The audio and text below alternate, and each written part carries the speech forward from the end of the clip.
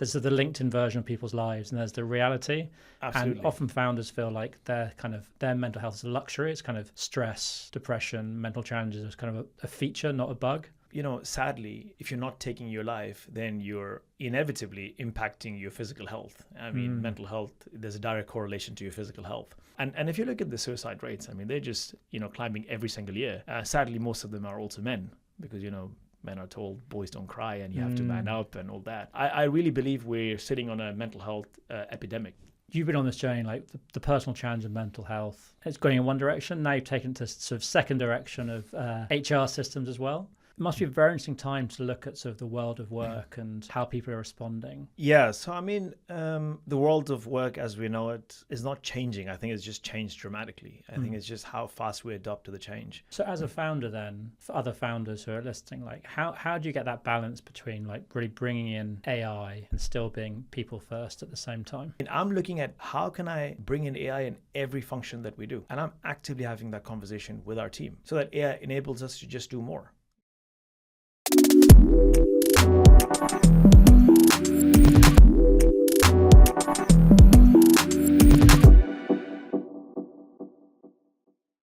Hi, I'm James Johnson, founder and business coach, and this is the Peer Effect podcast, where you'll learn how to 10x your business. On a previous episode, Tara shared how she used AI to reduce her team down to 0.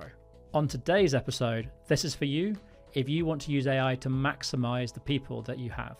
My guest today, Asim Amin, he's the founder and CEO of Plumm. They're an HR platform that has mental health at its core. They've got to Series A and have a team of over 40. Without further ado, I'm going to jump straight to Asim. Great to have you. Thank you for having me. Now, when we're doing the research, we found out something sort of a fun fact about you. You're actually a bit scared of flying. A lot scared of flying. Yeah, it's also really weird because I fly a lot. Yeah. I mean, I've been doing that since forever. Yeah. And not only because of work, it's just I love to travel like a lot of people, and now because of work as well, because we've got teams in India, we've got teams in South Africa. Yeah. I in fact just came back from South Africa about 3 weeks ago. Yeah. So yeah, but every single time I'm just amazed how this tube is flying in the air, and also it scares me. Like a lot. So how do you overcome that? When you've got to do it a lot and you're in that. Yeah, I mean, it's just one of those, like, I mean, you just do it. Yeah. Even if it scares you. Yeah. Because the outcome. I mean, you're doing it for the outcome. So if I'm traveling for work, I know I have to go there because of the outcome. If I'm traveling for pleasure, I also know what the outcome is. So you just do it anyway. Do you see any parallels with kind of like your founder journey and sort of being an entrepreneur? It's interesting. Actually, nobody's ever asked me that question. I don't know. I don't think I've ever asked myself that question either. But definitely, I think being a founder as well is one of those. Like, I mean, you jump in the plane. I mean, you jump in the unknown. So I mean, flying for me is like. Trigger warning. I hope it doesn't scare other people. But flying for me, every single time I sit in the plane, I'm like, oh, is this going to land or not? So it's just one of those as well. I mean, you're starting a new project, or you're starting a business. You just don't know if it's going to work or not, but you just do it anyway. Yeah. And I suppose it's also once you're sort of up in the air, sometimes you feel like you're better controlling the business. Like you're halfway there. You don't know whether you're going to reach your destination. Maybe you can divert somewhere else. Yeah, absolutely. Or maybe, I mean, for me, the scariest part is, am I ever going to reach the destination or not? I mean, more than anything else. But then you do it anyway. You do it anyway because, I don't know, it's this feeling inside where if you land, it's going to be great. Yeah. So it's like, when you start a business, if this works, it's going to be phenomenal. It's going to change lives. It's going to create jobs. It's going to, enrich your life. It's going to give you meaning, purpose, and all that. But it's just, I mean, there is a big what if. But I think it's also one of those as well, right? I mean, you also don't want to die with a what if. Yeah. So I'd rather do it, not knowing what is the outcome, versus not doing it at all. Because that feels like quite a nice core with your business in terms of like you're very people focused, starting off with sort of the mental health focus, which come like sort of full HR platform. How do you? Why is the mental part of it so important for you? Maybe I can give you a little bit of backstory about the whole journey. So So growing up, my mum suffered from severe depression. She's a completely different person now. She started seeking therapy. She didn't stop there. She became a therapist herself. So I always was intrigued and wanted to do something within the space because it gave me the insights on both the negatives and the positives when one addresses their mental health. Never did anything in the space because I was absolutely ashamed that my mum was a therapist.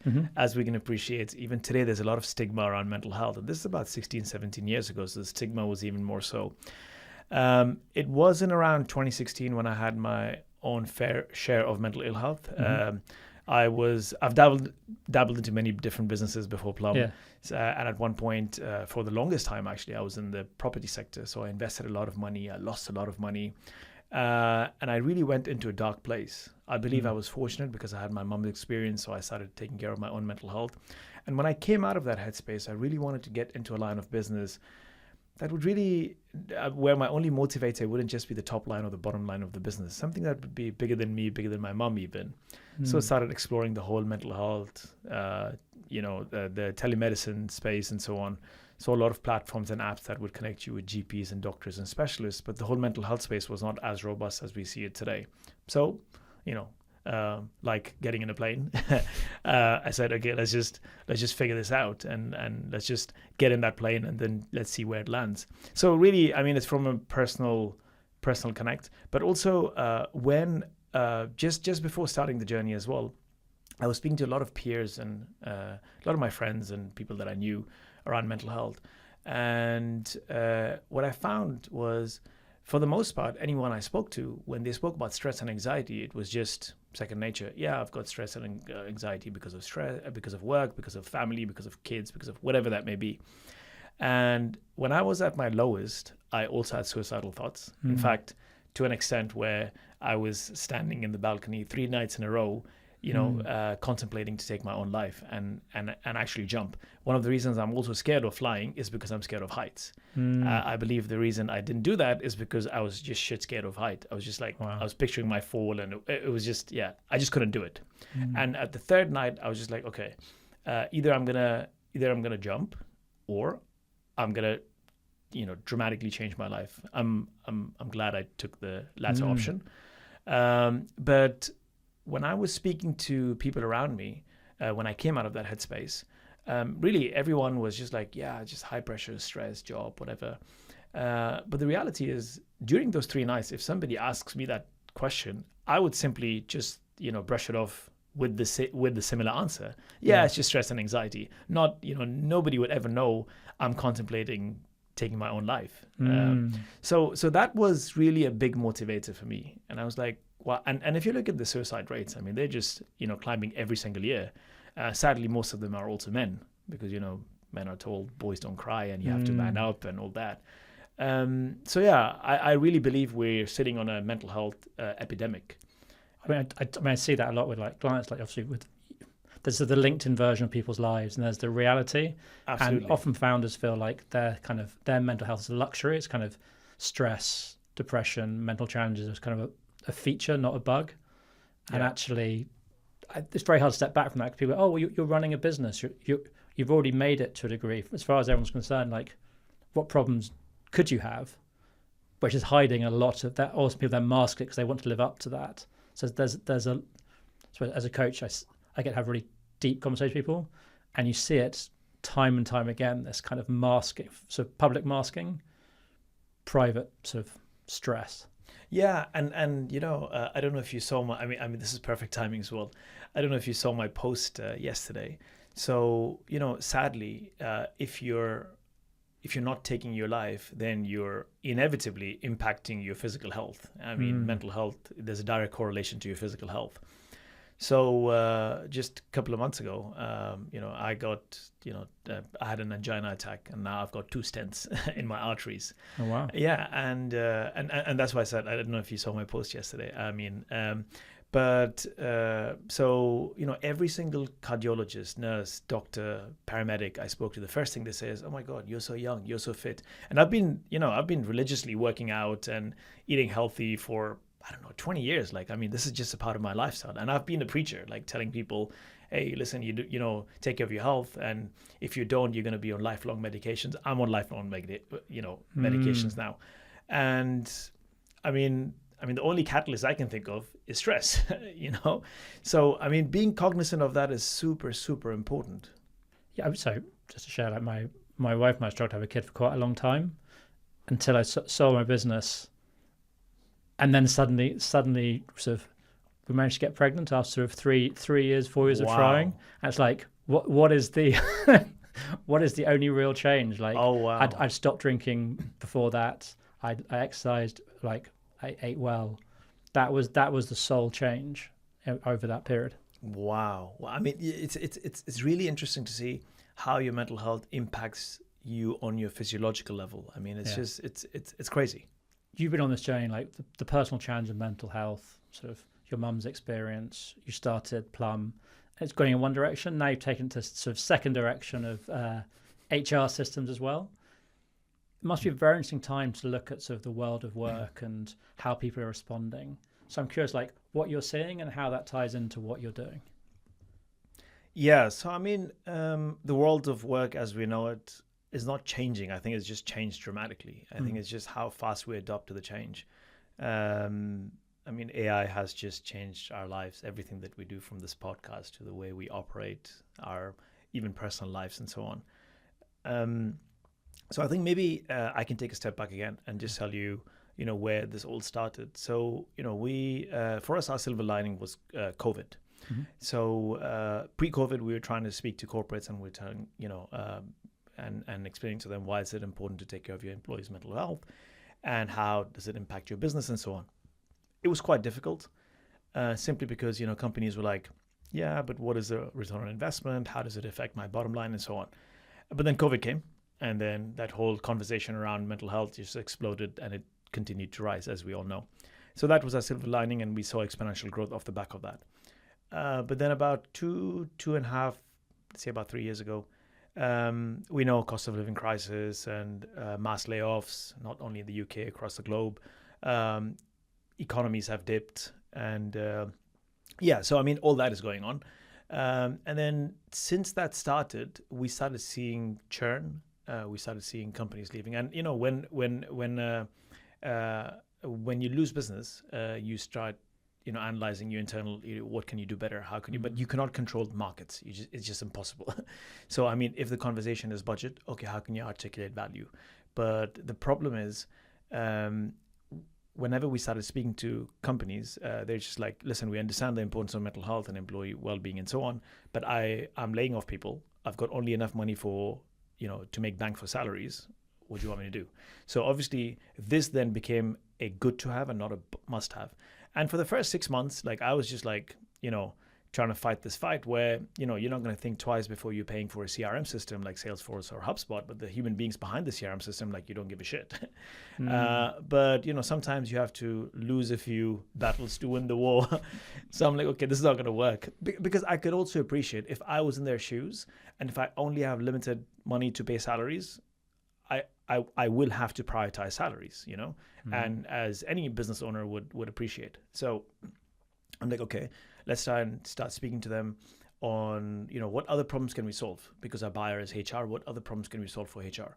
So immediately we found that any typical HR uses 4 to 7 different platforms, ATS, LMS, payroll, and so on. So we're like, okay, that is an obvious problem, which means more admin, more cost, data is fragmented all over the place. Let's solve that. Make it like an all-in-one proposition. So really the pivot came from a place of we did not want to die because a startup is, in my opinion, is either growing or dying. There's nothing in between. Like stagnancy in this in the space of the tech world just does not exist. Like you're gonna die if you're not growing. So we're like, okay, we don't want to die. We need to create another solution for our partners, so that we survive. Anyway, so I also feel the timing was right for us because OpenAI ChatGPT, as we all know, like has changed our lives. It's also impacted human behavior. So during 2020, 2021, nobody wanted an all-in-one solution. Everybody wanted a pure play. Like if you're doing everything, you're doing nothing. But ChatGPT today has become your nutritionist, your life coach, your travel planner, and you don't go to Google anymore. So people want that one-stop shop convenience type of element. So that's great. So we're like, okay, so people see value in that. And on top of that, also because we were building from scratch today, we didn't have any legacy foundation database platform, the way we were able to build was so much more faster and so much more agile, simply because we had a small team and compared to all the large incumbents in the market. So so I mean, came from a place where we don't want to die, so we're like, okay, let's create this all-in-one solution. But interestingly enough, now we're in a place where, wow, the mission that we started the business with, helping people with their mental health, that is just, expanded tenfold. Simply because if you actually peel the onion, you'll come to, my ethos was, mental health, help people with mental health and so on. But the reality is financial well-being is so important. Your meaning and purpose at work is so important. And then, because, human beings are at a spectrum. There's just so many elements and facets. Coaching is so important, not just a therapy session.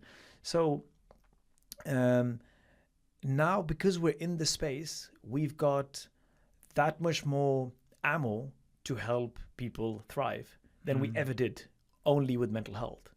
So, it's just interesting. We started a journey. We didn't want to die, so we expanded into the whole HR space. But now we've come full circle that we're able to help people way better than we ever could have only with mental health. Because it feels like quite symbiotic. It's ultimately companies probably care about their team to the extent does it lead to better performance? Hope is a bit of a moral thing, like we should look after our people, but ultimately companies exist to drive a bottom line and achieve a purpose. But it feels like now with more data, you can really look after people more holistically. So that feels like quite a symbiotic circle. Like they give you more data, people perform better, they're in a better place. It's going to help their mental health. Correct. I can see how that becomes quite a positive spiral. Correct. Also because now we've got coaching and we've got like a LMS platform, so you can help people upskill so that they can do a better job, so that they can get promoted and then they can earn more money and so on. But also bringing that convenience to HR so that they can do less admin and spend more time with their people, and then people are more supported. So yes, it's like a symbiotic full circle type of space. So how does that play with AI then? So at the moment the trend is it seems like trend is one is offshoring, two is AI. You're obviously building a business as well as providing a service for other companies to support their people. What's your view on this? How is AI impacting people's mental health, company performance? How do you see it fit together? If you're just looking at the commercial aspect, AI is great. It's obviously, you can do more with less. The way we operate today, we would have never been able to do without the use of AI. It's impossible in any line of business, right? And it's only going to grow exponentially also. From a people perspective, sadly, as we're seeing it currently, many jobs are being lost. However, off the back of that, many more jobs will be created. And I think this is just just yet another evolution. We've seen this during the agricultural revolution, industrial revolution, technological revolution. Now this is just an expansion of another technological revolution, AI revolution, if we want to call it. Yeah. But many more jobs will be created. So from that perspective, there is a lot of fear. There's a lot of resistance with people. People don't want to embrace AI because of that. But I think, the change is the only constant. And today AI is already here. The sooner we accept that fact, the faster we'll be able to move. And I think accountability is super important as well. I think I don't think any company or any manager or any whoever can save you. I think it's only you can save you. So quickly upskilling yourself and really, I think gone are the days where, people think if I'm sitting at my desk for 8 hours and I'm so busy, that's where I'm safe. Yeah, exactly. But I think it's the complete opposite today. If you're really sitting and doing a mundane task, which takes you 4 hours every single day, oh my God, please raise your hand and flag it. Yeah. Because you want to become that critical thinker within the organization, and you want to be that person who is pushing for change. Because what people really want are these critical thinkers. Anything else, admin, whatever, AI can take care of, So as a founder then, for other founders who are listening, how do you get that balance between really bringing in AI and still being people first at the same time? Yeah, I think vocalizing and communicating with your team is super important. So, yeah, so I mean, today, even my job or my space is not 100% secure unless and until I constantly upskill. And the reason I say that as well is because we are building with AI. And every single morning I wake up with stress. It's like, oh my God, like how fast is this world moving? And we're building with AI. So I'm just thinking, wow, the disparity between people who are not versus people, how many people are actually actively using AI as well today, you know? I mean, we would like to think we all do, but we don't. Like majority of the people are still like just scratching the surface. Because the space is moving so fast, I think having that open communication is so important. So whether you like it or not, every business, if the business does not embrace AI, they will die. It's a fact. It's a fundamental fact because any commercial business, yes, have to think about their bottom line, not just the top line. I mean, this is the revenue is the lifeline of a business, you know. So I mean, yeah, capitalism, whatever, but the revenue is the life of the business, and that is what pays the bills. That's what pays the salaries, and so on. So every business should appreciate that. If not, you're gonna make a loss. You're gonna get out of business, and then nobody has a job. So that is very important. Secondly, but having that honest conversations with your team, and that is where your people element comes in as well, because ultimately, what is a company? A company is nothing but a collective of people. So if you don't have that trust and communication with your team, I mean, anyway, it's not going to work because yes, AI is an enabler, but you cannot just have 10 AI agents running the whole company. Like you need human beings, right? So, but having honest, open communications, I mean, really encouraging people to embrace change, telling people like things as it is. I mean, yes, jobs are good. So for example, I was speaking to my video editor and I'm like, okay, whatever edit you're doing today, tomorrow we'll not need it. So what are we going to do? Let's start focusing on distribution. I mean, that is how you make yourself invaluable. And it's not a Plumm problem. This is going to be in any case, in any organization you go to. This is like, I mean, if you look at Google VO, I mean, I'm mind blown with the few prompts and you have this entire, movies coming out. I mean, it's crazy. And this is just, again, us just scratching the surface. So having honest, open communication, I think is so important with your people. Because I suppose what we're saying is like taking a position like, oh, AI is not going to affect us. Everything's going to stay normal. Is an unfulfillable promise. Yeah, I think you're doing a disservice to yourself and to your people. You're lying to people. I don't think you should lie to people. Yeah. Or you're just oblivious and you're going to kill your business anyway. I mean, I'm looking at how can I bring in AI in every function that we do? And I'm actively having that conversation with our team. Like it's so important so that AI enables us to just do more, So the conversation is like, how can I upskill you with AI? Correct. And how can you upskill yourself so that we can do more rather than how do we do what we do, but just with less people? Yeah, no, definitely. So that we can do more, 100%. So for example, like this, our video editor example, I mean, it'll be great if you can help us with distribution. Because today you can have the best product or service under the sun, but if you don't have attention, it doesn't matter. So you can have the best edited video, but if you don't have attention, what's the point? So now this one person can be upskilled to help us with distribution. Fantastic. Okay, so I mean, it's going to help him, it's going to help the entire team, it's going to help me, like all of us win. So actually then the founder role still is very much like identifying the big way you can move the needle. One, so like making sure everyone's focused on the right things. And then there is like this development, like quite granular AI specific development to go, okay, if these are our major challenges, how can I help you upskill, or how can I be clear what you need to upskill in to help the business? Is that right? Yeah, correct. But I think it's also a tag team effort. So I think, like I mentioned before, accountability is super important. I mean, yes, as a founder, CEO, I have a role to play, of course, but I think as individuals also, we all have a role to play. I mean, only what your struggles are. I mean, I kind of know, but I don't know unless and until you don't. I mean, if you have a problem, if you don't vocalize it, it's your problem, So it's just one of those. I mean, if you can become that critical thinker, and if you can, present a problem and then give me the solution, which is going to serve you ultimately, and then serve the entire business, fantastic. Okay, let's do it together. Because I mean, we've got few people working in the company. Like it's also virtually impossible for me to sit with each and every individual and really understand what are they doing in their day to day, unless I get into that micromanagement, and then nobody likes that as well. So I think really taking accountability, and especially if you have that culture where your founder and if your leadership team is vocal and is communicating, and you've created that culture, easier said than done. I mean, in my position, I can easily say, hey, everybody should vocalize and everybody should talk. I can appreciate on the other side of the table, it's not that easy.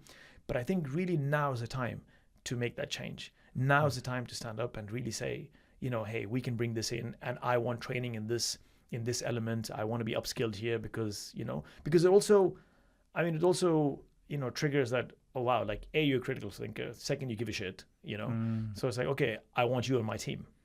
Yeah. But the founder's role then is quite sort of, I suppose there's selection of the right people, but they're just communicating clearly with your team that AI is coming, what the sort of two parts are, kind of how we do more or how we do less, and then sort of be clear on what the company's trying to achieve, but not be too much and like people have got to take ownership of their own development.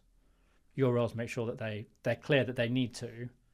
Their role is to figure out exactly what that means. Correct, exactly. Like I really can't figure out all the I don't have the answers to most of the things, I mean, it's only when you're touching and feeling a particular part of the business, do you know, or do you start understanding what are the pain points, and start then critically thinking what are the solutions to that pain points. Actually, you don't even have to think about it anymore. You can just ask ChatGPT, and for the most part, it'll give you the answer. Yeah. So I really, again, finding the solution and problem, so the problem and solution, also use AI to do that. I was thinking like, if you want a critical thinking partner. That's it. That's it. You just do that. And again, the communication, two-sided communication. So, the leadership team is talking to you. Okay, start communicating back. I think that's super important because, again, we're just one team. I'm only as strong as you, Yeah. Okay, so if there was one thing that you would leave listeners with, like if there's one thing that you've around this sort of AI, people first, your journey, mental health topic, what is one thing that you think people start doing right now? Wow. If I had to summarize everything, I think people are most stressed. I think we've, our economies and societies have never been as advanced as it is today. But people are also the most stressed ever in history, if you go back. So I think A, being cognizant of that, B, also accountability, I think is very important, because only when you take accountability can you actually change. And communication. I think, human beings, anything, work, home, everything is relationship. And relationship, I think, stems from honest and open communication. May it be mental health, may it be you're struggling with, you have some sort of a block with AI, maybe you're scared of it, maybe upskilling, whatever that may be. I think just communication. It's very interesting when you take that one step forward toward a person, may it be your mental health or at work, whatever you're struggling with, you'd be pleasantly surprised how many people would be out there to help you. There's just so much help, just in general. It's not about just mental health, but just in general. Vocalize, start talking. Amazing. Asim, this has been really, really interesting. We seem to have got all over the place, like our very own plane journey. But thank you for this, and catch you soon. Thank you for having me. Oh, that's been a great episode today. I thought Asim's point around being honest with the team about AI and then helping them really figure out how to stretch their roles was really powerful. Anyway, we'll see you next week for another founder episode. Any questions, drop us a line at hello@peer-effect.com, and we'll catch you next week.